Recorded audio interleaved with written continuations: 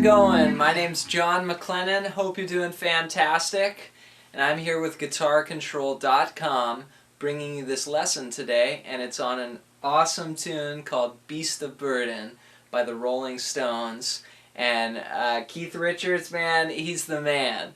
I'm going to show you some of these licks here. We're going to look at the A section and the B section and how to solo kind of over this groove. So click on the link below so you can get the tab that goes along with this video lesson, and let's zoom in and break it down. Let me show you how I play the opening rhythm guitar part. Now, I'm sort of the Hendrix school of playing where I use the thumb a lot, so I can show you how I do it, and then I'll show you an easier way too if this is too hard. But basically I'm beginning on a B chord, so my first finger's on the 7th fret, 2nd string, and then I put my second finger right diagonal on the 8th fret, 3rd string, and then the 9th fret, 4th string. So those are there, and then my thumb comes up over the top and plays the root B at the 7th fret. And then it comes over a little bit more and mutes this next string, and then my first finger mutes the 1st string. So there's a lot of dampening going on as well. So that's the first chord, and then you immediately flatten your 3rd finger down to go from this B triad to an E triad, but you still have the B in the bass, so it ends up being like an E over B. Okay? So it's 4 and then you do 2 more strums on that 9-9 there, and then you go to a B, back to the B. So, and then C sharp minor, which is the same as this B chord, just up 2 frets, and then you take this middle note and lower it, so it becomes actually a minor triad. That chord would be 9, 11, 9, 9. So I've got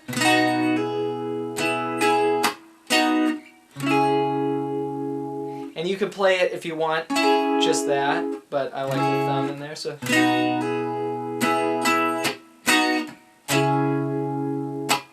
And then you strum it again, so 4.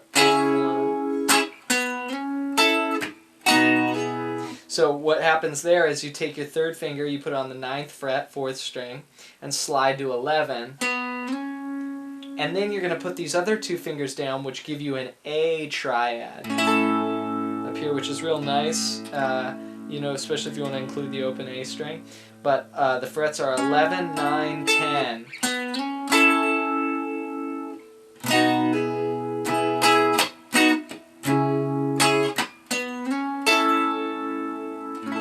Okay, then you go back to the B, and you start over again with that hammer on.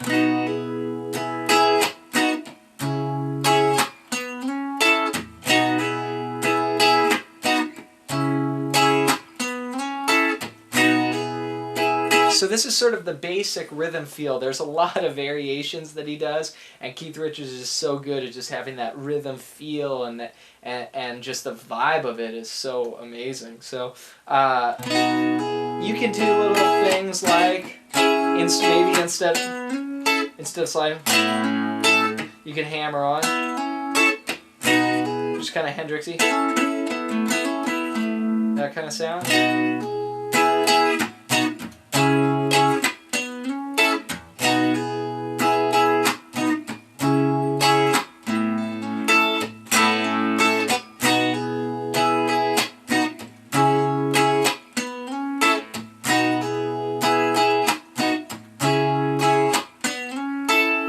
Right? So that's kind of the cycle through basically, you know, 4 chord shapes. Now if you want to make it easier, you can omit the thumb. So that would just be...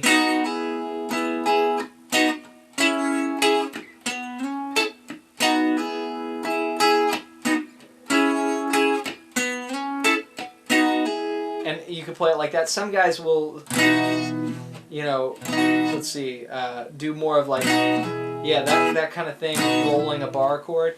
I'm not sure exactly what he does, but this sounds pretty close to me when I do this.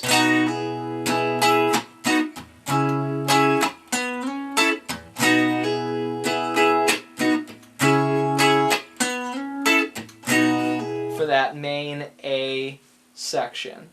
Nice work. So that's the A section. Let's move on to the B section. The B section begins on an A chord, and you'd be coming off the previous section, you'd be going like...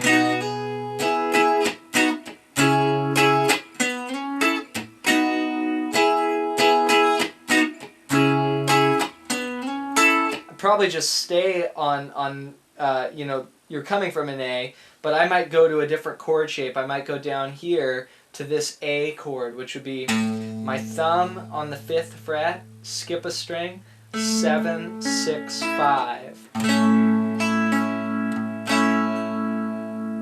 And then this chord's going to last for a whole measure, so it's like, am I hard enough? Am I rich enough? So this E over G sharp is the next chord, so 1, 2, 3, 4, 1, 2, 3. And what I'm doing there is I'm taking that same chord that I have up here, like an A, but putting it on the 4th fret, so those frets starting from the 2nd string will be 5, 4, 6, and then my thumbs on the 4th fret, E over G sharp. So 1, 2, 3, 4, 1, 2, 3, 4, 1, 2, 3, 4, 1, 2, 3, 4, then up to a B.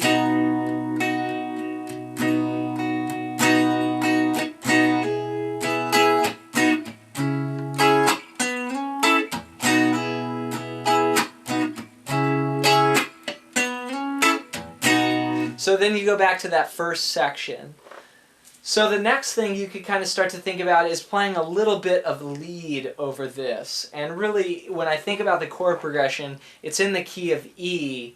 So the first thing I would tend to gravitate to would be like an E major pentatonic kind of sound, which if I played that, it would be like this.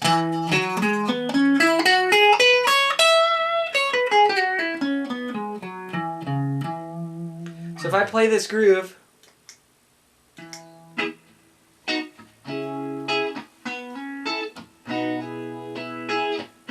I can noodle around.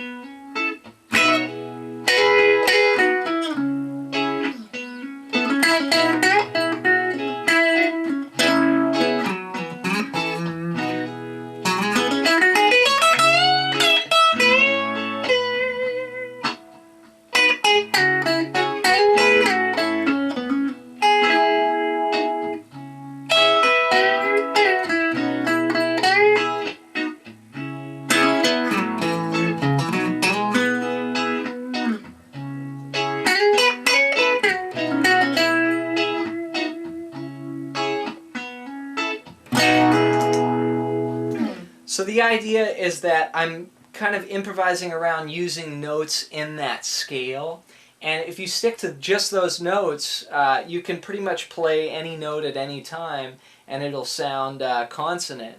Now there was a little run that you could do, something that comes off of the recording. And by the way, you know, when you transcribe from the recording, it'll teach you these things. So for instance, like what scale to use or how to play over it.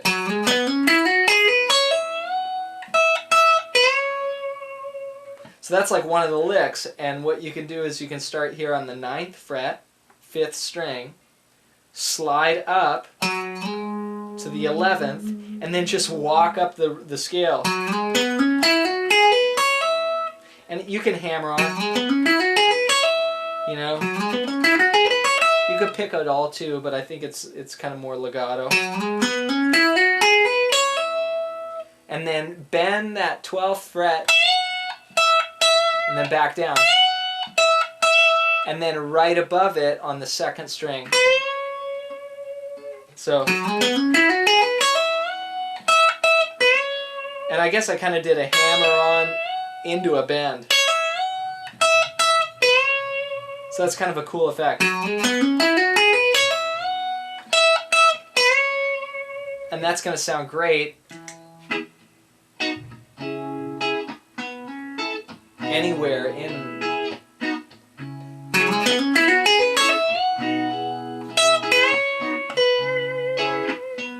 We go backwards.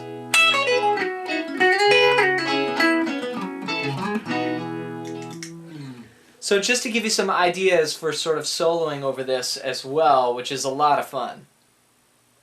Alright, well don't forget to keep practicing, and for more information you can click on the annotation on your screen or the iCard if you're on mobile, and you can check out one of the DVD courses at guitarcontrol.com. Alright, well my name's Jon Maclennan, thanks so much for watching, and we'll see you in the next lesson.